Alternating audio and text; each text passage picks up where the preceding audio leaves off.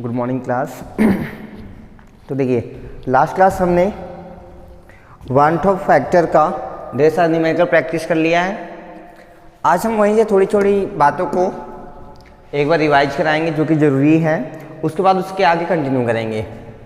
देखिए one top factor I ये कब डिफाइन होता है? Yes, it is defined only in case of electrolytes. क्यों? क्योंकि इलेक्ट्रोलाइट्स में ही ऐसा पॉसिबल है कि या तो एसोसिएशन होगा या तो फिर डिसोसिएशन होगा। नॉन इलेक्ट्रोलाइट्स में आई की वैल्यू अगर कोई पूछ ले तो कितना होता है? हमेशा 1। I is equal to 1 in case of non electrolytes.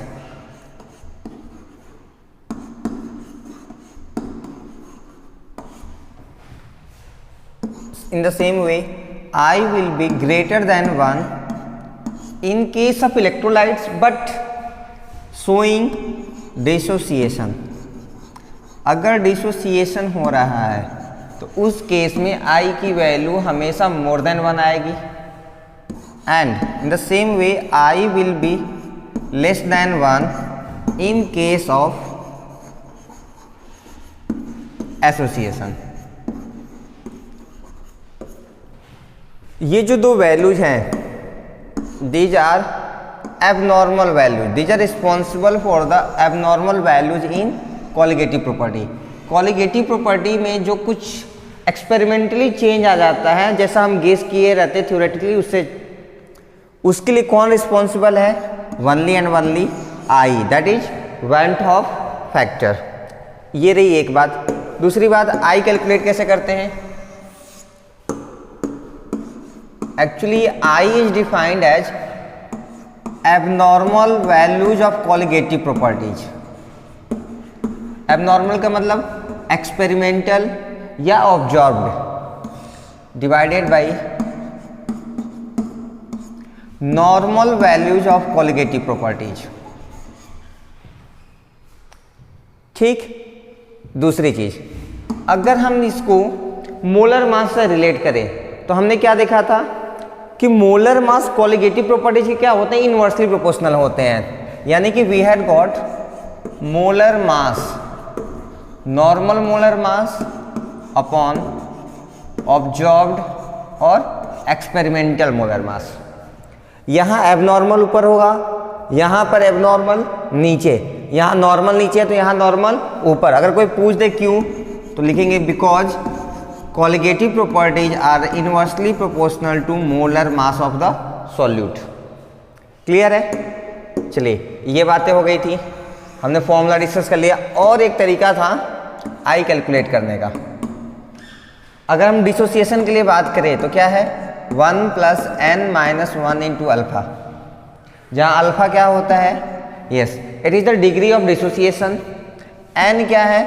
Number of particles. Product side में आपको कितने पार्टिकल्स मिल रहे हैं, that will be represented by n। एक और फॉर्मूला था किसके लिए? एसोसिएशन के लिए। वो क्या है? 1 + n को उल्टा कर देंगे तो क्या बन जाएगा? Reciprocal 1/n - 1 into alpha. यानी सब कुछ सेम रहेगा, बस जब हम 1/n लिखते हैं then it is valid for association, यानी कि जब डायमर वगैरह बनेगा तब। And this is valid for dissociation.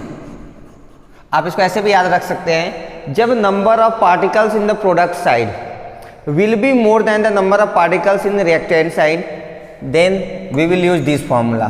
क्यों? क्योंकि वहाँ डिसोसिएशन हो रहा है, पार्टिकल्स टूट के अलग अलग होकर ज़्यादा नंबर में हो रहे हैं। अगर एक से ज़्यादा पार्टिकल्स कंबाइन हो जाए then there is what happening? Association. तो उसमें नंबर ऑफ पार्टिकल्स हमेशा क्या होता है? कम होते हैं। क्लियर है? चलिए उसके बाद हमने एक फॉर्मूला सीखा था जो एकदम स्टार्टिंग में कॉलिगेटिव प्रॉपर्टीज का क्या था? RLBP का फॉर्मूला था। फिर हमने कहा कि ये फॉर्मूले सिर्फ और सिर्फ किसके लिए वैलिड थे? यस, नॉन इलेक्ट्रोलाइट्स के लिए। फिर हमने नया फॉर्मूला सीखा किसके लिए? इलेक्ट्रोलाइट्स के लिए। उसमें हमने क्या किया? बस आई सबके साथ इंक्लूड किया। तो हमने कहा था कि अब पुराने फॉर्मूले को आप भूल जाइए, हम सिर्फ एक फॉर्मूला याद रखेंगे, वो भी आई को कंसीडर करते हुए। तो फिर नॉन इलेक्ट्रोलाइट्स के लिए कैसे पॉसिबल है? कुछ नहीं करना, नॉन इलेक्ट्रोलाइट्स के केस में आप आई की जगह पे 1 रख दीजिए, आपका फॉर्मूला बिल्कुल एप्लीकेबल है। तो अब उससे हम क्या लिखेंगे, अगर हमसे कोई पूछ दे ऑस्मोटिक प्रेशर का फॉर्मूला, तो हम CRT के बजाय क्या कहेंगे, ICRT कहेंगे। क्लियर है? चलिए, today's topic is dependency of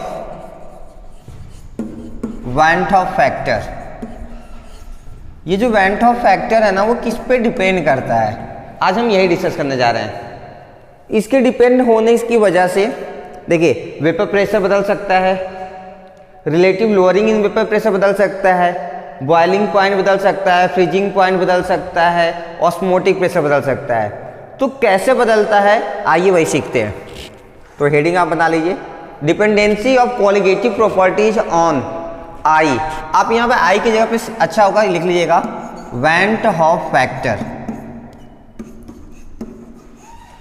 कि Van 't Hoff फैक्टर की वैल्यू अगर बदल रही है तो उससे कॉलिगेटिव प्रॉपर्टीज में कैसे चेंजेस आएंगे। कई बार हमसे ऐसे सवाल पूछ लिए जाते हैं, ठीक है। तो चलिए आइए एक एक करके डिस्कस करते हैं। हम पहली बात किसको करेंगे, वेपर प्रेशर की। चलिए देखते हैं।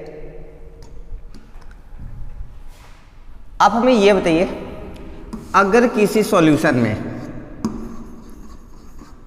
हम क्या कर रहे हैं, नॉन वोलेटाइल सॉल्यूट्स को एक्स्ट्रा ऐड कर रहे हैं। क्या ऐड कर रहे हैं हम, नॉन वोलेटाइल सॉल्यूट। कौन होते हैं, हाँ, जिनके वेपर नहीं बनते हैं। तो मेरे नॉन वोलेटाइल सॉल्यूट ऐड करने की वजह से आप हमें ये बताइए, इसका जो वेपर प्रेशर होगा यहाँ पर, ये वेपर प्रेशर बढ़ेगा या घटेगा, सोच के बोलिएगा, कोई जल्दी नहीं है। इसमें नॉन वोलेटाइल सॉल्यूट ऐड करने की वजह से यहाँ जो वेपर प्रेशर इकट्ठा होगा वो बढ़ेगा या घटेगा, हाँ, क्या होता है, वो घटता है। क्यों, क्योंकि जितने नॉन वोलेटाइल सॉल्यूट्स आएंगे उनका तो वेपर बनेगा ही नहीं, और वो भी सरफेस पे आके कुछ जगह ऑक्युपाई कर लेंगे। इसकी वजह से जो सरफेस एक्सपोज्ड है उसमें वोलेटाइल सॉल्यूट या वोलेटाइल सॉल्वेंट के पार्टिकल्स कम हो जाते हैं। इस वजह से यहाँ पे जो प्रेशर बनेगा वो भी क्या होता है, कम होता है। एक बात।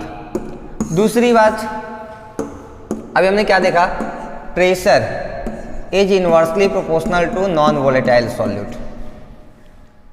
ये बात समझ में आ गई।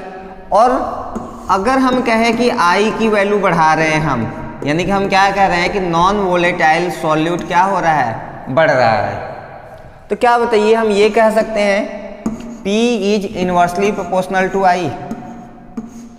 आप खुद से सोच के कहिए हाँ या नहीं। हमने देखिए क्या कहा कि जब आप I बढ़ाते हैं, यानी कि Van 't Hoff factor I, तो एक्चुअली आप वो बढ़ाते हैं नॉन वोलेटाइल सॉल्यूट्स की अमाउंट को। यानी कि नॉन वोलेटाइल सॉल्यूट के अमाउंट्स क्या हो रही है, बड़ी हो रही हैं। अगर नॉन वोलेटाइल सॉल्यूट्स बढ़ेगा तो प्रेशर बताइए क्या होगा, घट जाएगा। तो चलिए पहला रिलेशन मिल गया हमें, क्या है वो, P is vapour pressure, P is inversely proportional to I। चलिए दूसरी चीज, अब हम थोड़ी सी relative lowering in vapour pressure की बात करते हैं। देखिएगा RLVP क्या होता है, P0 minus PS upon P0, यही होता है। ध्यान से देखिएगा, relative lowering in vapour pressure क्या होता है, P0 minus PS upon P0। अब हम आपको अगर ये कहें कि देखिए ये जो PS की वैल्यू है, अगर हम ये कहें कि अगर ये PS की वैल्यू बढ़ाएं हम, तो ये P0 माइनस PS की वैल्यू बड़ी होगी या छोटी, नहीं समझ में आया ना। अब मान लीजिए P0 की वैल्यू 10 है, PS की वैल्यू पहले केस में 2 था, ठीक है, इसको आप भूल लीजिए, इससे कोई लेना देना नहीं है आपको, ऊपर से ही हो जाएगा काम हमारा। देखिए 10 माइनस 2 की वैल्यू कितनी आएगी, 8। अब हम कह रहे हैं सर PS की वैल्यू बढ़ा दीजिए, PS की वैल्यू 6 ले लीजिए, तो बताइए 10 माइनस 6 की वैल्यू कितनी हो गई, 4। तब ओवरऑल बताइए कि जैसे जैसे PS बढ़ रहा है RLVP क्या हो रही है, घट रही है। आप ये मत देखिए सर ये भी टॉप पे है, ये भी टॉप पे है। अगर आप ऐसे देखेंगे तो आपको ये भी देखना होगा ये क्या है, निगेटिव है, अगर निगेटिव का नंबर बढ़ता है तो एक्चुअली वो वैल्यू क्या होती है, छोटी होती है। कैसे पता चलेगा बताइए, -3 और -5, ये देखिए नंबर क्या हो गया, बड़ा हो गया 3 और 5, लेकिन वैल्यू किसकी छोटी है, -5 की। उसी तरह से क्योंकि ये निगेटिव में है तो बताइए कि RLVP और ये जो प्रेशर ऑफ द सॉल्यूशन है वो कैसे रिलेट होंगे, डायरेक्टली या इनवर्सली? हाँ, कैसे रिलेट हो जाएंगे, इनवर्सली प्रोपोर्शनल होंगे। बात क्लियर है? तो चलिए अब हम क्या लिखेंगे, RLVP is inversely proportional to PS और PS is inversely proportional to I। तो देखिए अगर PS नीचे है तो I कहाँ जाएगा, हाँ ऊपर जाएगा। यानी कि हम क्या कह सकते हैं, अगर हमें डायरेक्ट रिलेशन पूछा जाए तो relative lowering in vapour pressure is directly proportional to I। और I किस पे डिपेंड करता है, N पे।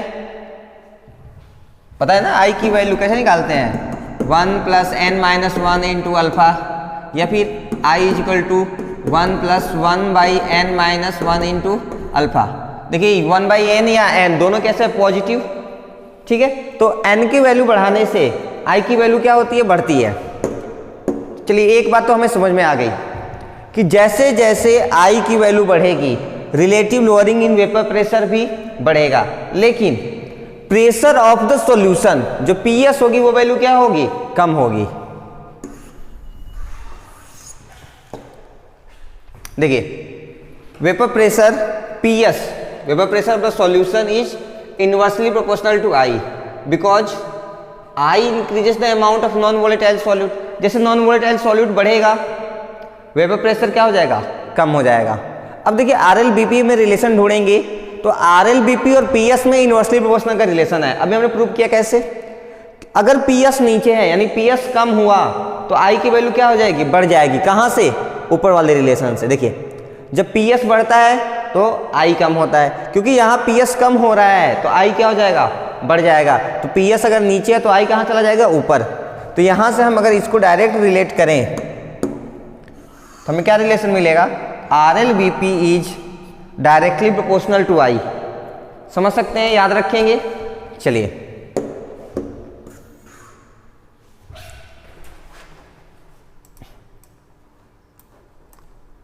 नेक्स्ट सेकेंड देखिए, सेकेंड क्या होता है हमारा, डेल्टा TB क्या है, एलिवेशन इन बॉइलिंग पॉइंट। क्या होगा formula, I into KB into M। KB क्या है हमारा, हाँ molar elevation constant into molarity. फिलहाल बाकी सबसे तो हमारा कोई लेना देना ही नहीं है, हमारा जो काम है वो सिर्फ किससे है, I से। बताइए अगर I की वैल्यू बढ़ाएंगे तो डेल्टा TB की वैल्यू भी क्या होगी, बढ़ेगी। I की वैल्यू घटाएंगे तो डेल्टा TB की वैल्यू भी घटेगी। ये तो एकदम सिंपल है। तो देखिए हम क्या लिखेंगे, delta TB is directly proportional to I लिख सकते हैं। अब देखिए डेल्टा TB का फॉर्मूला क्या होता है, TB - T0 होता है ना, TB - T0। अब हमें ये बताइए अगर हम TB की वैल्यू बड़ी करें, किसकी, TB की, तो डेल्टा TB क्या होगा, बढ़ेगा कि घटेगा, हाँ बढ़ेगा। इस बार क्यों नहीं घटा, क्योंकि ये जो TB है वो कैसा है, पॉजिटिव है। अगर हम यही कहते हैं कि बताइए अगर T0 की वैल्यू बढ़ाते चले हम तो डेल्टा TB क्या होगा, फिर वो घटता जाएगा। एग्जाम्पल देख के समझ लीजिए। इस बार T0 आपका फिक्स है, मान लीजिए ये आपका नंबर 6 रहेगा, ठीक है। पहले केस में, फर्स्ट केस में मान लीजिए कि TB की वैल्यू हमने कितना लिया है, 10। तो बताइए डेल्टा TB की वैल्यू कितनी आ गई, 10 - 6 4 आ गया। केस सेकेंड देख लीजिए। अब हम वैल्यू को बढ़ाएंगे, किसकी, TB को। हमने मान लिया TB = 20 है, तो बताइए डेल्टा TB की वैल्यू कितनी आएगी, 20 - T0 की वैल्यू तो कांस्टेंट है 6, 20 - 6 की वैल्यू कितनी आ गई, 14। देखिए दोनों वैल्यू में लगातार ये वैल्यू क्या हो गई, बड़ी हो गई ना। तो एक तो ये तरीका है मैथ, सिंपल सा मैथ्स आप यूज कर सकते हैं। अगर फिर भी अगर आपको मैथ्स यूज नहीं करना है तो आप ये याद रखें, क्योंकि यहाँ पर TB जो है पॉजिटिव है, इसलिए जैसे जैसे आपका TB की वैल्यू बढ़ेगा डेल्टा TB भी क्या हो जाएगा, बढ़ जाएगा। तो हम क्या लिख सकते हैं कि delta TB is directly proportional to TB। TB क्या होता है? Boiling point of the solution containing non volatile solute. तो बस TB क्या है? I के डायरेक्टली प्रोपोर्शनल है। I बढ़ाएंगे तो TB डेल्टा TB बढ़ेगा। अगर डेल्टा TB बढ़ाएंगे तो देखिए डेल्टा TB अगर आप बढ़ाते हैं इसको तो ये भी बढ़ जाएगा, यानी कि boiling point is directly proportional to I। कोई डाउट नहीं है? चलिए आगे थर्ड पॉइंट देखते हैं।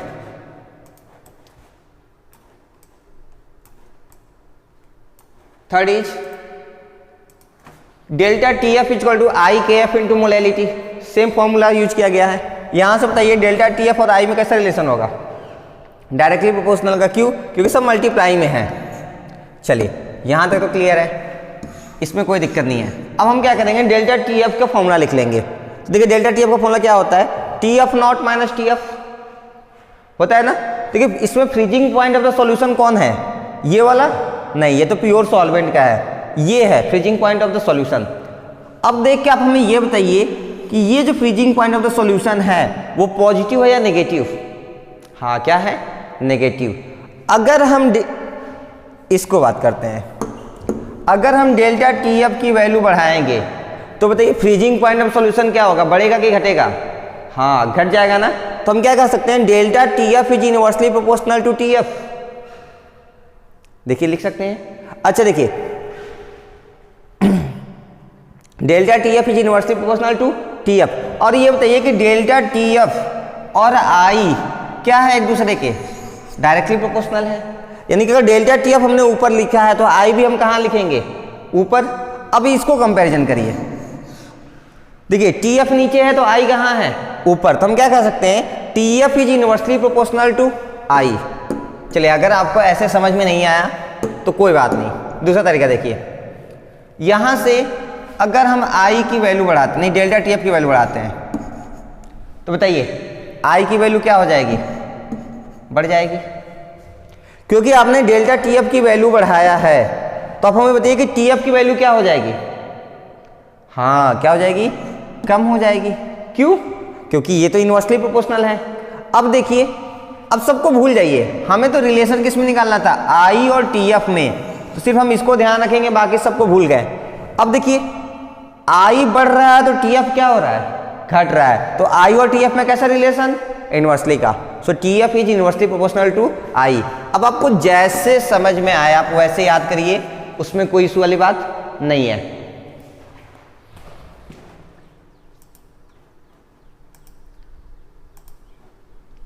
नेक्स्ट देखिए ऑस्मोटिक प्रेशर। हाँ इसमें कोई ऐसा केस नहीं है जो आपको ज़्यादा परेशान करेगा। ऑस्मोटिक प्रेशर का फॉर्मूला क्या होता है? Pi is equal to ICRT। तो बस पाई और I में कैसा रिलेशन है? डायरेक्टली प्रोपोर्शनल का। इसमें प्लस माइनस है ही नहीं तो आपको ज़्यादा सोचने की भी कोई ज़रूरत नहीं है। तो ये तो रहा डिपेंडेंसी कैसे होती है। अब देखिए मेरे पास एक छोटा सा क्वेश्चन है। ये क्वेश्चन अगर आपने थोड़ा बहुत ध्यान दिया हुआ तो 4 या 5 दिन पहले अखिलेश ने एक क्वेश्चन पूछा था। उस क्वेश्चन का सॉल्यूशन हमने डायरी पे लिख के 2 पन्ने में भेजा हुआ था। हाँ अगर आपने देखा है तो ठीक है, नहीं देखा है तो कोई बात नहीं। वो क्वेश्चन यहाँ का है तो इसीलिए हमने आप लोगों को एक्सप्लेन भी नहीं किया था, क्योंकि वहाँ एक्सप्लेन करने का कोई मतलब नहीं था। अब आपको अच्छे समझ में आएगा। देखिए मेरे पास क्या दिया है? Addition of mercurous iodide to the potassium iodide solution दिया गया है कि ये दोनों को अगर हम ऐड कर दें तो देखिए क्या कंपाउंड बनता है? ये कंपाउंड बनता है। अब हमें ये बताइए ये कंपाउंड कैसे हैं? कॉम्प्लेक्स कंपाउंड है। समझ में आ रहा है? हाँ इसके बारे में हम क्या जानते हैं? बहुत ज़्यादा नहीं जानते, बस एक चीज़ जानते हैं कि ये जो डब्बे में कॉम्प्लेक्स बना हुआ है ये ब्रेक डाउन नहीं होता है। ब्रेक डाउन कौन होगा? पोटेशियम होगा और ये अलग हो जाएंगे। यानी कि ये पॉसिबल है कि पोटेशियम अलग और ये अलग हो जाए, लेकिन ये पॉसिबल नहीं है कि इससे मरकरी और आयोडीन अलग हो जाए। इतना पता है हमें। तो बस जब ये वाटर सॉल्वेंट में मिक्स किए जाएंगे तो देखिए यहां से क्या मिलेगा? पोटेशियम अलग हो जाएगा। कितने हैं पोटेशियम एटम? 2। तो हमें 2K+ मिलेगा क्योंकि पोटेशियम पे सिंगल पॉजिटिव आता है। और दूसरा क्या मिलेगा हमें? HgI4 complex. अब देखिए टोटल यहां पे कितना पॉजिटिव चार्ज है? टोटल यहाँ पे 2 पॉजिटिव है, तो इसमें कितना चार्ज रहेगा इसको बैलेंस करने के लिए? 2 नेगेटिव रहेगा। बात क्लियर है? तो चलिए यहाँ से हमें ये चीज़ तो समझ में आ गई। अब हमें ये बताइए, यहाँ पर नंबर ऑफ पार्टिकल्स कितने हैं? 1। यहाँ पर नंबर ऑफ पार्टिकल्स n की वैल्यू कितनी आएगी? हाँ कितनी? 3, बिल्कुल सही। कैसे? एक तो ये कॉम्प्लेक्स ही रहेगा और 2 यहाँ पे क्या है? पोटेशियम। बात सुन आ रही है? अगर हम 100% डिसोसिएशन की बात करते हैं, कितने की? 100% डिसोसिएशन की, तो आपको याद होगा I की वैल्यू किसकी इक्वल आती है? N की इक्वल आती है। तो क्या हम यहां से ये भी लिख सकते हैं कि I = 3 है? यहां n = 1 है, तो यहां पे I = क्या ले लेंगे? 1। तो कुछ नहीं, हमें बस ये ध्यान रखना है कि ये बताइए I बढ़ रहा है कि घट रहा है? हाँ I क्या हो रहा है? बढ़ रहा है। ये बात समझ में आ गई? अगर ऐसे नहीं समझ में आई, फिलहाल अगर आपको ऊपर वाला समझ में नहीं आ रहा है तो आप फॉर्मूला यूज कर लीजिए। क्या है? डिसोसिएशन हो रहा है ना 1 से 3 पार्टिकल्स में, तो I = 1 + n - 1, 3 - 1 into alpha. Alpha कितना? 100%। 100% का मतलब कितना होता है? 1 होता है। तो बस 3 - 1 = 2 + 1 = 3। देखिए I की वैल्यू कितनी आ गई? 3 आ गई। अब देखिए हम पूरे इक्वेशन से एक बात तो कह सकते हैं कि I की वैल्यू, पहले देखिए I नहीं, पहले आप n को डिफाइन करिए।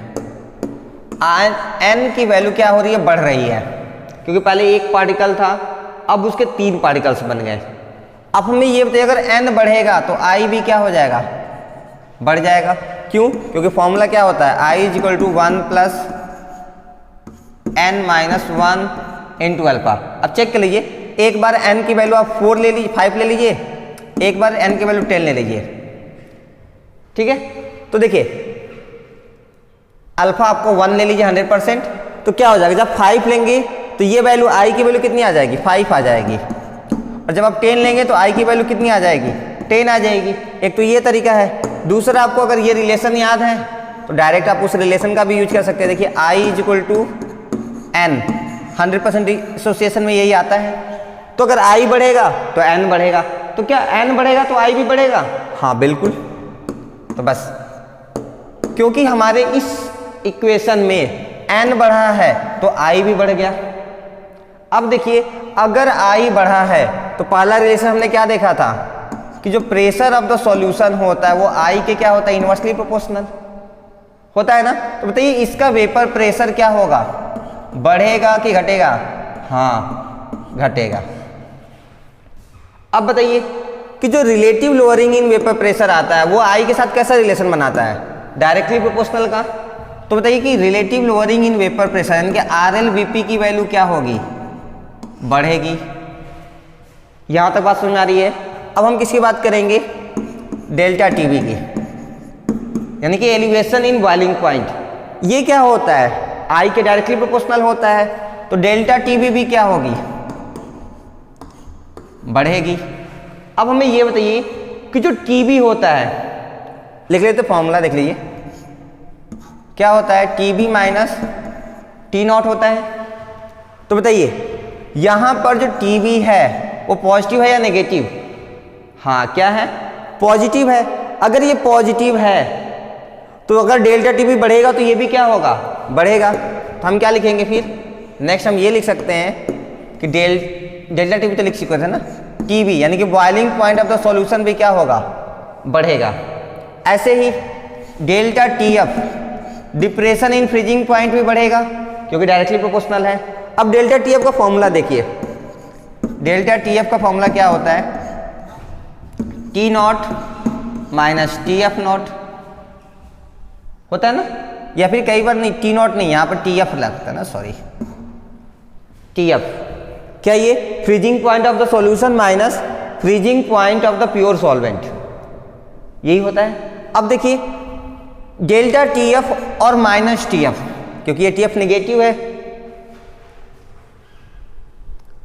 ओके एक मिनट आप वेट करिए ना, हम एक बार चेक कर ले फॉर्मूला। कुछ गड़बड़ हो गया क्या? हाँ TF0 minus TF, T F naught, okay यहाँ गड़बड़ है,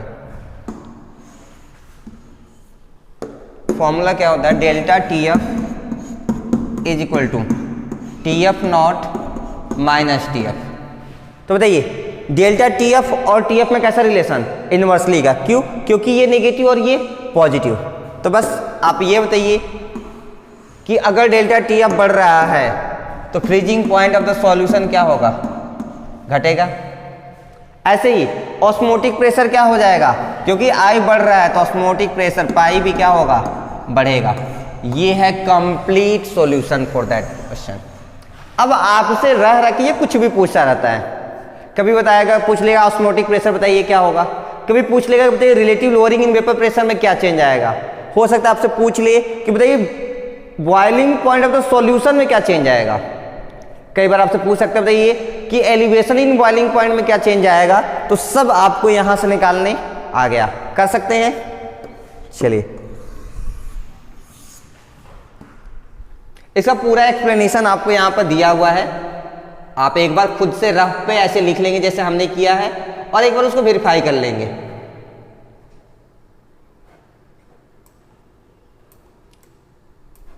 चलिए सो आगे बढ़ने से पहले एक बार हम चेक कर ले, तो शायद फ्लाइट मोड पे नहीं लगा फोन। ओके सो ये देखिए पूरा एक्सप्लेनेशन के साथ आपको दिया हुआ है,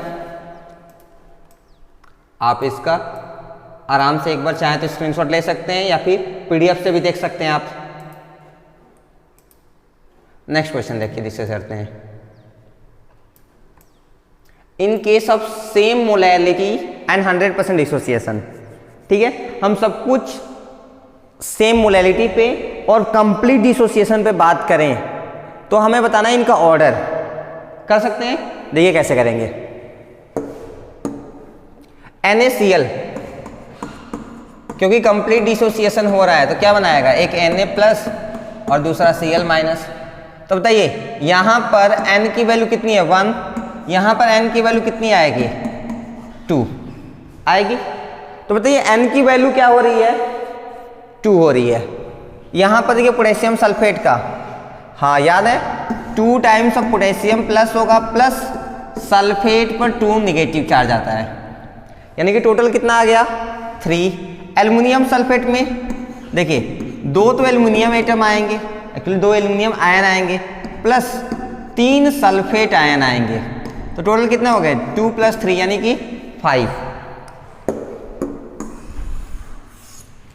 चलिए ये तो रहा N की वैल्यू, N की वैल्यू कितनी आई, 2, 3 और 5। क्योंकि कंप्लीट डिसोसिएशन हो रहा है तो I और N दोनों क्या होता है, इक्वल। तो I की वैल्यू 2 है, I की वैल्यू 3, I = 5 है। अब हमें ये बताइए कि इनसे A B C में अगर हम जा रहे हैं तो I की वैल्यू क्या हो रही है, लगातार बढ़ रही है। सबसे ज्यादा किसकी है, C की, सबसे कम किसकी है, A की। तो बस हमसे कुछ पूछा जाएगा, हम उसके जवाब देंगे। पहला, decreasing order of vapour pressure, ध्यान रहे RLBP नहीं पूछा गया, क्या पूछा है, decreasing order of vapour pressure of solution. बताइए vapour pressure of the solution PS और I में कैसा रिलेशन होता है, हाँ कैसा होता है, इनवर्सली का। तो बताइए जिसकी I की वैल्यू जितनी ज्यादा उसका प्रेशर सॉल्यूशन उतना कम। तो बताइए इसमें I की वैल्यू सबसे कम किसकी है, NaCl की। तो सबसे ज्यादा वेपर प्रेशर भी किसका बनेगा, इसका बनेगा, यानी कि ऑर्डर क्या हो गया, A, उसके बाद B, उसके बाद C। ये क्लियर है।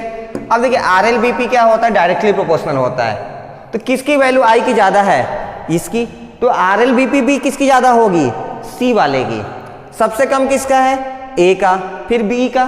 तो क्या लिखेंगे हम, C > B > A, किसके लिए, RLBP के लिए। ऐसे ही बताइए decreasing order of boiling point TB, तो बस हमें डेल्टा TB का रिलेशन याद है, delta TB is directly proportional to I। तो डेल्टा TB का फॉर्मूला क्या होता है, TB - T0B, ये होता है boiling point of the solution TB। अब देखिए TB कैसा है, पॉजिटिव, डेल्टा TB भी पॉजिटिव, दोनों कैसे होंगे, डायरेक्टली प्रोपोर्शनल। तो बताइए अगर डेल्टा TB बढ़ेगा तो क्या TB भी बढ़ेगा, यानी कि I के बढ़ने से boiling point of the solution बढ़ जाएगा। तो किसकी I की वैल्यू ज़्यादा है, C की। तो बॉइलिंग पॉइंट भी सबसे ज़्यादा किसकी होगी, C की, और सबसे कम किसकी होगी फिर, A की। तो ऑर्डर क्या हो जाएगा, C is greater than B is greater than A। देखिए आ गया, C is greater than B is greater than A। अब देखिए decreasing order of freezing point पूछा रहा है, ध्यान से देखिएगा, ये डिप्रेशन इन फ्रीजिंग पॉइंट नहीं पूछा, ये क्या पूछा है, फ्रीजिंग पॉइंट। तो फिलहाल तो हम डेल्टा TF यानी कि डिप्रेशन इन फ्रीजिंग पॉइंट ही लिखेंगे। क्या होता है वो, डायरेक्टली प्रोपोर्शनल टू I होता है। डेल्टा TF का फॉर्मूला क्या होता है, T0 माइनस TF। अब देखिए डेल्टा TF और TF में कैसा रिलेशन आएगा, इनवर्सली का। क्यों, क्योंकि ये नेगेटिव है, क्योंकि ये नेगेटिव है। तो देखिए डेल्टा TF अगर बढ़ रहा है तो TF क्या होगा, घटेगा। तो बताइए अगर हमें फ्रीजिंग पॉइंट मैक्सिमम चाहिए तो I क्या होना चाहिए, मिनिमम होना चाहिए। तो किसकी I मिनिमम है, पहला की ना, हाँ, और सबसे ज्यादा किसकी है, तीसरे की। तो देखिए इसकी फ्रीजिंग पॉइंट सबसे ज्यादा होगा और इसकी फ्रीजिंग पॉइंट सबसे कम। तो ऑर्डर क्या बन जाएगा, A is greater than B and that is greater than C। देखिए A is greater than B is greater than C। Decreasing order of osmotic pressure, ये तो डायरेक्टली प्रोपोर्शनल ऑफ I होता है। तो देखिए I सबसे ज्यादा किसका था, C का, एल्युमिनियम सल्फेट का। तो C is greater than B and that is greater than A। तो ऐसे कोई भी क्वेश्चन पूछा जाए आप कर सकते हैं अब, हाँ। तो ये तो रहा सिंपल सा डिपेंडेंसी। अब जो हम पढ़ने जा रहे हैं that is solubility of gases in liquids. हम गैसेस को भी लिक्विड में डिजोल्व कर सकते हैं, बिल्कुल कर सकते हैं। All the gases can B dissolved in liquid, but all the gases have different properties. कुछ जल्दी मिक्स हो जाएंगी, कुछ लेट मिक्स होंगी। हमारे ब्लड में ऑक्सीजन क्या होता है, मिक्स होता है नहीं होता है, होता है ना। तो चलिए क्या लिखा है, all gases can be dissolved in a liquid up to larger और स्मॉलर एक्सटेंट। हाँ, कुछ गैसेस ऐसी होंगी जो बहुत ही ज़्यादा मात्रा में आराम से घुल जाएंगी, बहुत सी गैसेस ऐसी होंगी जो बहुत ही कम घुलेंगी। तो वो डिपेंड करेगा नेचर ऑफ द गैस पे और अलग अलग कंडीशंस पे। फिलहाल तो हम ये इतना समझ सकते हैं कि हाँ, गैसेस भी लिक्विड में मिक्स की जा सकती हैं। बात क्लियर है। चलिए अगर ये समझ में आ गया तो हमें ये बताइए, अगर गैस को हम लिक्विड बना दें तो क्या मिक्सिंग आसान हो जाएगा कि टफ? हाँ, आसान हो जाएगा ना। अब देखिए मेरे पास दो लिक्विड है, दोनों को मिक्स करना है, तो वो आसान है कि एक गैस और एक लिक्विड को मिक्स करना, वो आसान है। दोनों लिक्विड को मिक्स करना आसान है। तो बताइए अगर हम ये देख लें कि किस प्रॉपर्टी पे गैस लिक्विफाई होता है, यानी कि गैस क्या बनता है, लिक्विड में बनता है, वो प्रॉपर्टीज ऐसी होंगी जहां पर सॉल्युबिलिटी सबसे ज़्यादा होगी, यानी कि वो गैस आसानी से सॉल्युबल होंगी। क्यों? क्योंकि वो आसानी से लिक्विफाई हो जाएंगी और लिक्विफाई होकर आराम से मिक्स हो जाएंगी। चलिए आगे देखते हैं। To form homogeneous solution. अच्छा, मिक्सिंग होने के बाद वो कैसे सॉल्यूशन बनाते हैं, होमोजीनस, यानी कि सब कुछ सेम हो जाएगा। नेक्स्ट देखिए, for example soda water contain CO2 dissolve in water. Soda water जानते हैं, कोल्ड ड्रिंक्स जानते हैं, सब में क्या होता है, कार्बन डाइऑक्साइड को मिक्स किया गया रहता है। अच्छा, अभी कभी आपने देखा है जब हम न्यू बोतल खरीद के उसको फर्स्ट टाइम खोल के पीते हैं तो उसका टेस्ट अलग होता है। अगर आप उसी बोतल को यूज करके कुछ सॉफ्ट ड्रिंक्स आप उसमें बचा के छोड़ दीजिए, उसको 10 दिन बाद यूज करिए तो उसकी टेस्ट बदल जाती है। क्यों? क्योंकि जब आप उसको पहली बार खोलते हैं तो उससे पहले उसके अंदर कार्बन डाइऑक्साइड हाई प्रेशर पे भरा रहता है, ठीक है, तो आपको टेस्ट मिलता है। किसकी वजह से? उस कार्बन डाइऑक्साइड गैस की वजह से। लेकिन जब आप खोल के वापस रखते हैं तो धीरे धीरे वो कार्बन डाइऑक्साइड क्या हो सकती है, निकल चुकी होती है वहां से, इसलिए उसका टेस्ट क्या होता है, बदल जाता है। ऐसे ही जो वाटर बॉडीज हैं, यानी कि सोर्स ऑफ वाटर हैं, सब में क्या घुला हुआ है, ऑक्सीजन गैस। इसीलिए तो जो एक्वेटिक एनिमल्स हैं, एक्वेटिक प्लांट्स हैं, ये सरवाइव करते हैं। हाँ, ऐसा नहीं है कि हर बार जो एक्वेटिक एनिमल्स हैं वो सांस लेने के लिए ऊपर आएंगे, नहीं ऐसा नहीं है। वो क्या होता है, वाटर में, वाटर तो एक लिक्विड है, उसमें ऑक्सीजन गैस पहले से डिजॉल्व होता है, तो वो क्या करते हैं, बस उस डिजॉल्व ऑक्सीजन को एब्जॉर्ब करके अपना काम चलाते हैं। बहुत सारे आपने मैरीन प्लांट्स के बारे में देखा होगा, वो क्या होता है, बिल्कुल सरफेस में चले जाते हैं नीचे एकदम। वो कैसे अपना ऑक्सीजन लेते हैं, they get their oxygen from the oxygen which is dissolve in that water, यानी कि वाटर में ऑक्सीजन आराम से डिजॉल्व हो जाते हैं। नेक्स्ट हमारे पास इसकी डेफिनेशन है, the solubility of a gas in a liquid. हाँ, किसी भी गैस की सोल्युबिलिटी जो कि लिक्विड में होगी उसको हम और क्या कह सकते हैं, सोल्युबिलिटी कोएफिशिएंट भी कहते हैं। कैन बी डिफाइंड, उसको हम कैसे डिफाइन कर सकते हैं, as the volume of the gas in centimetre cube which will dissolve in 1 centimeter cube of the liquid to form a saturated solution at a particular temperature and pressure। देखिए 1 centimetre cube का मतलब कितना कहा हमने, 1 ml। मान लीजिए इस container में मेरे पास 1 ml लिक्विड है, कुछ भी ले सकते हैं आप, वाटर ले सकते हैं, कुछ भी। इस 1 ml लिक्विड में हमने क्या किया, गैस को मिक्स करना शुरू किया। जाहिर सी बात है इसकी एक लिमिट होगी, कितना मिक्स कर सकते हैं, ऐसा तो है नहीं कि बहुत ज़्यादा मिक्स करेंगे, सबकी एक लिमिट होती है। तो देखिए आप मिक्स करते जा रहे हैं, करते जा रहे हैं, करते जा रहे हैं। मान लीजिए जितना आपने गैस मिक्स किया वो कितना है, x सेंटीमीटर क्यूब है, या x ml आपने मिक्स किया, तो ये जो x की वैल्यू आ रही है, this is known as solubility, इसी को हम सोल्युबिलिटी कहते हैं। अब मान लीजिए कि पहली बार में 4 सेंटीमीटर क्यूब इसमें मिक्स किया गया, फिर हमने दूसरा सॉल्वेंट लिया, यानी दूसरा लिक्विड लिया, उसमें उसके 1 ml में जब हमने मिक्स किया तो वहां पर कितना आ गया, 10 सेंटीमीटर क्यूब। तो आप हमें ये बताइए किसकी सॉल्युबिलिटी ज़्यादा होगी। हाँ, इस केस में सॉल्युबिलिटी ज़्यादा होगी। बात समझ में आ रही है। तो सॉल्युबिलिटी क्या है, कुछ नहीं, अगर आपको डिफाइन करना है तो आप ऐसे बता सकते हैं कि 1 ml लिक्विड में कितना गैस हम डिजॉल्व करा सकते हैं, that is known as solubility of that solution. पहली बात। दूसरी, उसमें एक वर्ड और यूज किया गया, सैचुरेटेड। सैचुरेटेड का मतलब है कि जितनी रिक्वायरमेंट है आपने उतना ही दिया है, ना उससे कम ना उससे ज़्यादा। जैसे मान लीजिए मेरे पास एक ग्लास पानी है, हमने क्या किया, इस पानी में शुगर मिक्स करना शुरू किया, 1 चम्मच डाला मिक्स हो गया, 2 चम्मच डाले मिक्स हो गया, 3 डाले मिक्स हो गया।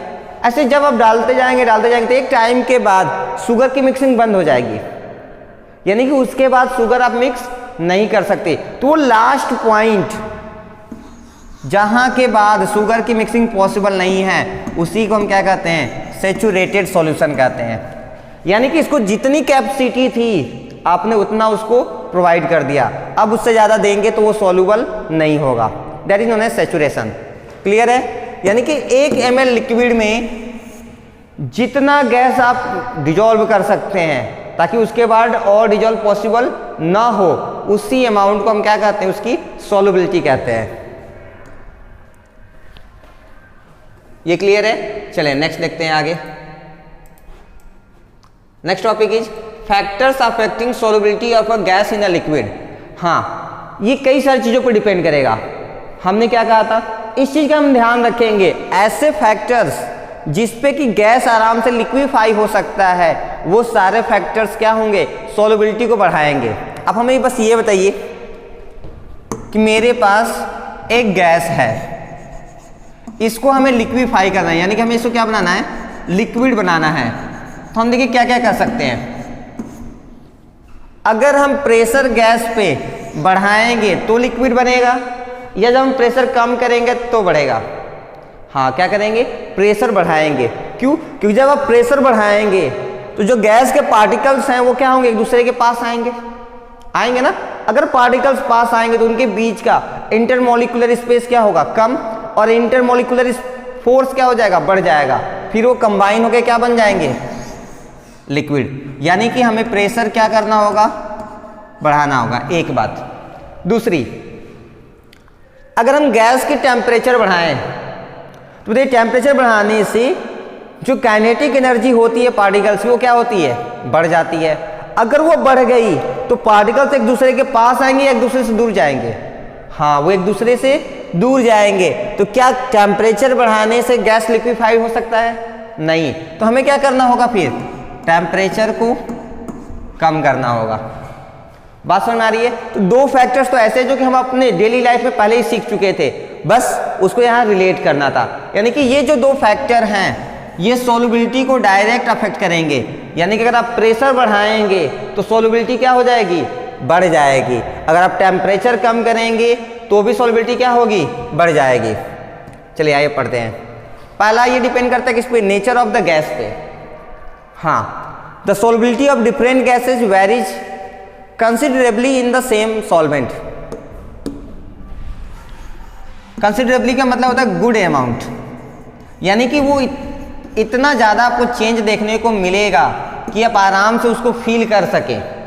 यानी कि वो नेग्लिजिबल वैल्यू नहीं आएगी, वो कोई ना कोई एक अच्छी खासी वैल्यू आएगी जिससे आपको पता चल सकता है कि अलग अलग गैस की सॉल्युबिलिटी भी क्या होती है? अलग अलग होती है। कुछ एग्जाम्पल्स हमारे सामने दिए गए हैं, देख लीजिए। सम गैसेस लाइक ऑक्सीजन, ऊपर कर देते रुक जाइए, like oxygen, nitrogen, helium and argon, these are less soluble in water. ये क्या है? पानी में ऐसा नहीं कि घुलते नहीं हैं, अभी तो हमने कहा था स्टार्टिंग में सारे गैस घुलते हैं। ये लेस सोल्यूबल यानी कि बहुत ही थोड़े थोड़े घुलेंगे, इनको घुलाने में हमें मेहनत ज़्यादा करना होगा। जबकि some gases like sulphur dioxide, hydrochloric, ये क्या है? हाँ, ये गैस है यहाँ पर, हाइड्रोक्लोरिक गैस।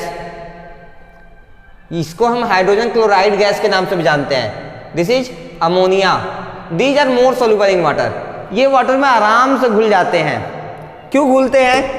अगर आपसे कोई पूछ ले तो हम कह देंगे ये घुलकर क्या बनाते हैं? सल्फ्यूरिक एसिड बनाते हैं, H2SO4। इसलिए ये घुल के क्या बनाएगा? हाँ, ये तो ऐसे ही पता चल रहा है, हाइड्रोक्लोरिक एसिड। और ये क्या बनाएगा? Nitric acid. या फिर जनरली ये क्या बनाता है? Ammonium hydroxide, NH4OH। तो देखिए ये आराम से क्यों घुलते हैं? क्योंकि ये घुल के तुरंत क्या बनाएंगे? सल्फ्यूरिक एसिड, हाइड्रोक्लोरिक एसिड और अमोनियम हाइड्रोक्साइड। अमोनियम हाइड्रोक्साइड क्या है? It is a kind of base. तो देखिए हमने अभी तक क्या सीखा कि जो सॉल्युबिलिटी होगी that depends on the nature of gas. कुछ ऐसे गैसेस हैं जैसे ऑक्सीजन, हाइड्रोजन, नाइट्रोजन, हीलियम, ये आराम से सॉल्युबल नहीं होते हैं, इनको टाइम ज़्यादा लगेगा। जबकि दूसरे के यहाँ पे कुछ कैसे हैं? Sulphur dioxide, ammonia, hydrogen chloride, ये जो गैसेस है ये आराम से वाटर में मिक्स हो जाते हैं। क्यों होते हैं? क्योंकि SO2 मिक्स होकर सल्फर डाइऑक्साइड से सल्फ्यूरिक एसिड में बन जाएगा। हाइड्रोक्लोराइड, ये हाइड्रोजन क्लोराइड क्या बन जाता है? Hydrochloric acid. और अमोनिया क्या बनता है? Ammonium hydroxide. दूसरी चीज, इफेक्ट ऑफ टेम्परेचर। अभी तो हमने देखा था कि टेम्परेचर बढ़ाने से पार्टिकल्स क्या होते हैं? फास्ट मूव करते हैं, उनकी काइनेटिक एनर्जी बढ़ जाती है, जिसकी वजह से इंटरमोलिकुलर स्पेस बढ़ेगा। तो क्या वो लिक्विफाई हो पाएंगे? नहीं। तो टेम्परेचर कम करने पे, देखिए जब हम टेम्परेचर कम करेंगे तो सॉल्युबिलिटी क्या होगी? बढ़ेगी। यानी कि solubility is inversely proportional to temperature. हाँ, इसके भी कुछ एक्सेप्शन है। क्या है? कुछ एक्सेप्शन, यानी कि कुछ ऐसे गैसेस हैं जो कि टेम्परेचर बढ़ाने पे क्या हो जाते हैं वो, हाँ, उनकी सॉल्युबिलिटी बढ़ जाती है, लेकिन वाटर में नहीं। लेकिन वो वाटर में नहीं। देखिए कौन से हैं? Sparingly soluble gases. स्पेरिंगली का मतलब बहुत ही थोड़े से जो सॉल्युबल होते हैं, बिल्कुल कम सॉल्युबल गैसेस, जैसे कि हाइड्रोजन एंड इनर्ट गैस यानी helium, neon, argon in the non aqueous solution. वो भी कैसे? नॉन एक्वस मतलब वाटर वाले सॉल्यूशन में नहीं। जैसे कि आपने हाइड्रोकार्बन ले लिया, बेंजीन ले सकते हैं, एल्कोहल लिया है आपने, या एसीटोन लिया है, ये सब भी लिक्विड है। इन लिक्विड में जब आप मिक्स करेंगे इन गैसेस को तो इनके टेम्परेचर बढ़ाने पे इनकी मिक्सिंग आराम से हो जाती है, यानी कि इनकी सॉल्युबिलिटी क्या होती है? बढ़ती है। तो ये एक्सेप्शंस हैं, आपको इनको एज इट इज अपने माइंड में रखना होगा। वो भी याद रखना है, ये कब बढ़ेगी? जब ये नॉन एक्वस सॉल्यूशन में मिक्स किए जाएंगे, वाटर में नहीं। Third, effect of pressure. आप खुद से बताइए हाँ प्रेशर बढ़ाने से क्या होगी, सॉल्युबिलिटी बढ़ जाएगी। देखिए solubility directly proportional to pressure. उसके बाद अगर आपको ये रिलेशन पता है तो आप डिफाइन तो आप खुद से कर ही सकते हैं। Next one is Henry law. This is very important law and it is totally based on the effect of pressure. अभी जो हमने इफेक्ट्स पढ़े थे ना प्रेशर के, उसी के बेस पे ये भी है। देखिए क्या है, इसके दो पार्ट हैं। एक्चुअली आपके काम का तो एक ही पार्ट है, बट हाँ आप दोनों पार्ट जानते रहिए। फर्स्ट पार्ट आपके बहुत ज़्यादा काम का नहीं है, हो सकता है आपके बुक में दिया भी ना हो, लेकिन आप एटलीस्ट जानते रहिए। देखिए पहला पार्ट क्या कहता है, according to this law the mass of gas dissolve in a unit volume of solution is directly proportional to the partial pressure of the gas over the solution. अच्छा आप हमें ये बताइए, कौन सी गैस आसानी से लिक्विफाइड होती है, जिसकी मास ज़्यादा हो या जिसकी मास कम हो? हाँ जनरली जिसकी मास ज़्यादा होती है, होता है ना। हमने याद है आपको एक ग्राफ बनाया था सल्फर डाइऑक्साइड, हाँ मीथेन, H2O2 N2 का एक ग्राफ हमने बनाया था गैसेस स्टेट में। तो वहाँ में हमने देखा था कि जैसे जैसे मास बढ़ता है वो लिक्विफाई आराम से होता है। अगर लिक्विफाई आराम से होंगे तो सॉल्युबिलिटी भी क्या होगी, ज़्यादा होगी। तो उन्होंने कहा था कि किसी भी पर यूनिट वॉल्यूम का जो मास है उसके डायरेक्टली प्रोपोर्शनल होता है क्या, partial pressure of the gas over the solution. आपको जो याद रखना है इसमें, याद क्या रखना है, ध्यान रखना है, दैट इज पार्शियल प्रेशर। बच्चे यही भूल जाते हैं, वो पूरा प्रेशर कंसीडर करते हैं। नहीं, हेनरी लॉ ये कहता है कि जो मास पर यूनिट वॉल्यूम आएगी that is directly proportional to the partial pressure of that gas over the solution. उस सॉल्यूशन के ऊपर जो प्रेशर होगा उसके पार्शियल प्रेशर के डायरेक्टली प्रोपोर्शनल होता है। तो हम क्या लिख सकते हैं, मास को m is directly proportional to p। ये p क्या हमारा है, that is representing partial pressure. तो बताइए अगर हम डायरेक्टली प्रोपोर्शनल का सिंबल हटाएं तो एक कांस्टेंट डिफाइन होगा, प्रोपोर्शनैलिटी कांस्टेंट, तो वो है ये k। क्या k को हम हेनरी लॉ कांस्टेंट कह सकते हैं? नहीं, this is not Henrys law constant. आप मेंशन कर लीजिएगा, कई बार बच्चे कंफ्यूज हो जाते हैं, वो इसको भी हेनरी लॉ कांस्टेंट मानते हैं। This is not Henrys law constant, ये एक नॉर्मल कांस्टेंट है। तो हेनरी लॉ कांस्टेंट कब आएगा, इसके सेकेंड पार्ट में जो आपके सिलेबस में है, जो कि ज़्यादा इंपॉर्टेंट है। बस ये आपको जानते रहना है, ठीक है। तो चलिए हम उस पार्ट की ओर आगे बढ़ते हैं जो कि हमारे काम का है, दैट इज हाँ ये है, if solubility of gas is represented in the terms of mole fraction। तो according to Henry's law उन्होंने कहा कि अगर हम solubility of gas को किस में रिप्रेजेंट करें, मोल्स में। किस में, मोल्स में। अच्छा ध्यान से देखेंगे ना तो मोल्स भी किस पे डिपेंड करता है, मास पे डिपेंड करता है। देखिए कैसे, याद है, एंड नंबर ऑफ मोल्स का फॉर्मूला क्या होता है, given mass upon molar mass. खैर मोलर मास की तो बात छोड़ दीजिए, हर एक गैस के लिए फिक्स होता है, इसकी बात नहीं करना मैं।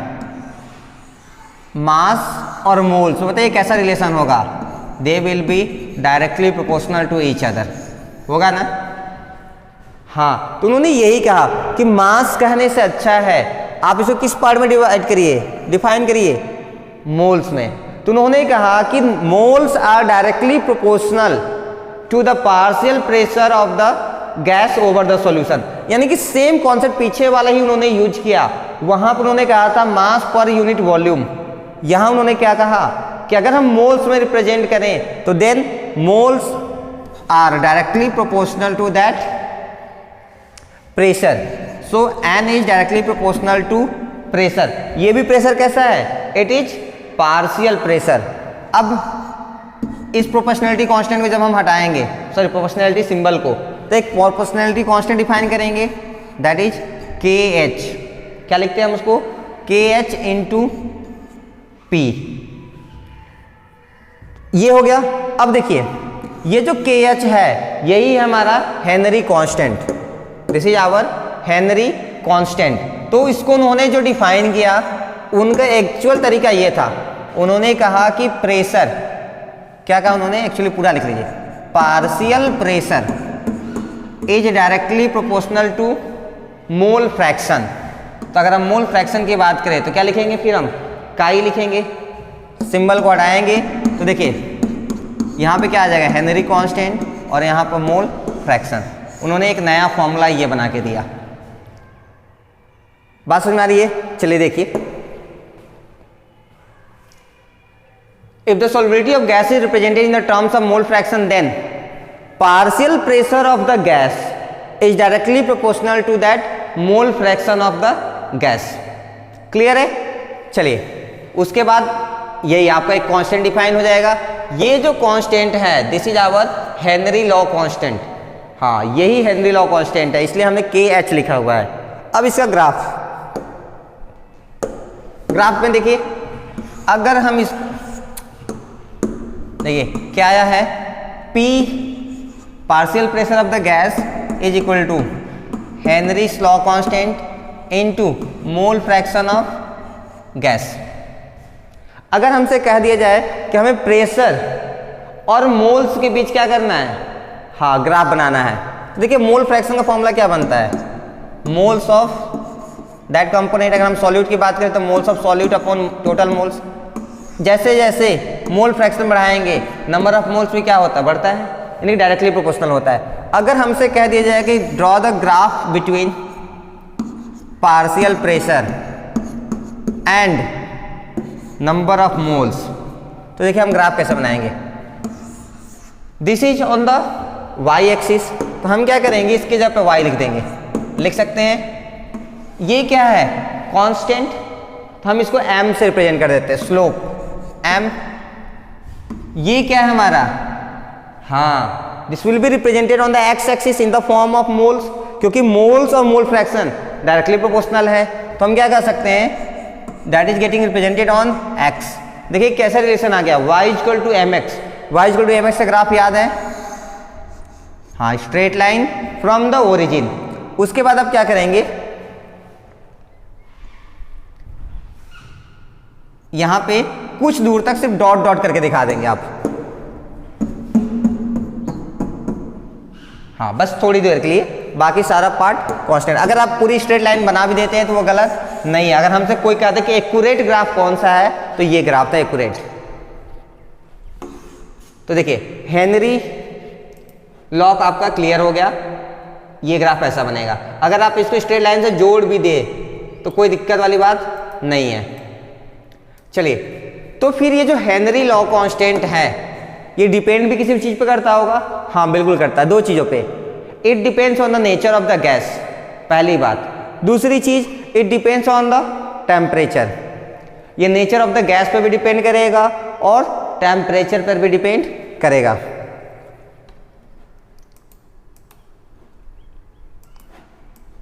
अब देखिए कैसे डिपेंड करता है, डिपेंडेंसी देख लीजिए। पीछे जो फॉर्मूला हमारा बना था वो क्या था, pressure of gas is equal to Henry law constant into mole fraction of gas. अगर हमें मोल फ्रैक्शन ऑफ गैस का फॉर्मूला बनाना है तो क्या करेंगे, हम इसको उड़ा के इधर लेके जाएंगे, तो it will be partial pressure of the gas divided by Henry constant. अब देखिए, अगर हम KH की वैल्यू बढ़ाएं तो बताइए पार्शियल प्रेशर की वैल्यू क्या हो जाएगी, घट जाएगी, घटेगी ना। जब आप इसको बढ़ाएंगे तो ये वैल्यू क्या हो जाएगी, घट जाएगी, क्योंकि इन्वर्सली प्रोपोर्शनल है। अगर ये घटेगी तो बताइए इसकी सॉल्युबिलिटी क्या हो जाएगी, घट जाएगी। या फिर आप इसको ऐसे भी कह सकते हैं, हाँ कि जैसे क्या है, mole fraction of gas is inversely proportional to Henry law constant. Since ये inversely proportional to each other हैं, अगर हम इसको बढ़ाएं तो ये वैल्यू क्या होगी, घटेगी। अगर ये घटेगी तो सॉल्युबिलिटी भी क्या हो गई, घट गई, क्योंकि ये किसको डिफाइन करते हैं, सॉल्युबिलिटी को ही डिफाइन करेंगे। तो देखिए KH की वैल्यू जितनी ज़्यादा सॉल्युबिलिटी उतनी कम, एक बात। दूसरी बात, अगर हम टेम्परेचर बढ़ाएंगे, पहले इसको देख लीजिए क्या दिया है, higher the value of Henry's constant KH lesser will be the solubility of gas. ऐसे ही ये जो के एच है कौन, Henry law constant, that is directly proportional to temperature. जब हम टेम्परेचर बढ़ाएंगे तो बताइए कि हेनरी लॉ कांस्टेंट क्या हो जाएगा, बढ़ जाएगा। अगर हेनरी लॉ कांस्टेंट बढ़ गया तो बताइए सॉल्युबिलिटी क्या हो जाएगी, घट जाएगी। So you can say that solubility या फिर mole fraction of the solute will be inversely proportional to temperature.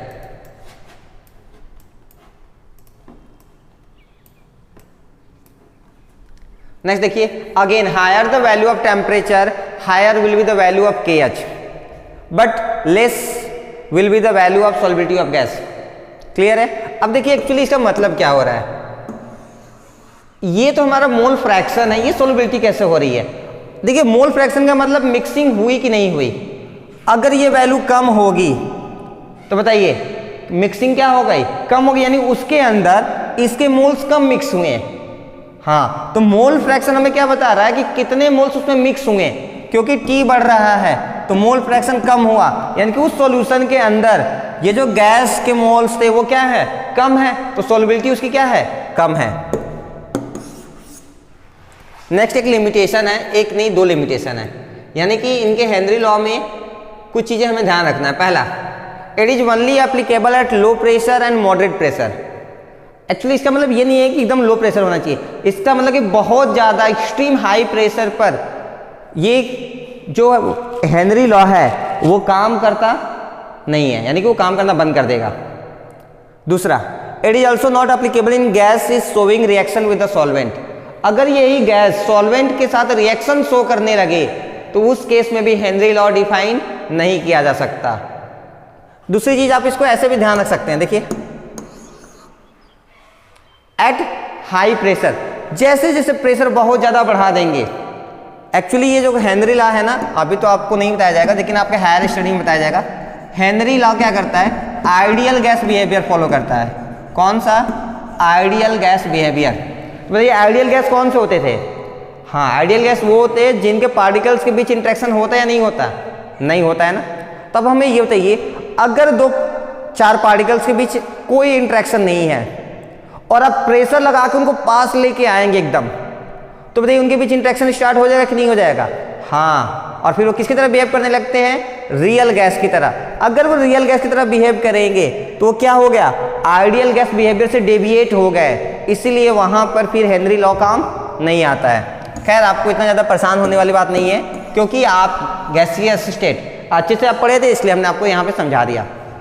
Clear है। चलिए हमारा नेक्स्ट टॉपिक है एप्लीकेशन ऑफ हेनरी लॉ। ये पूरा थ्योरेटिकल पार्ट है, आई थिंक आजकल ये काफ़ी है इतना ज़्यादा, तो हम नेक्स्ट क्लास इसको डिस्कस करेंगे। Thank you so much.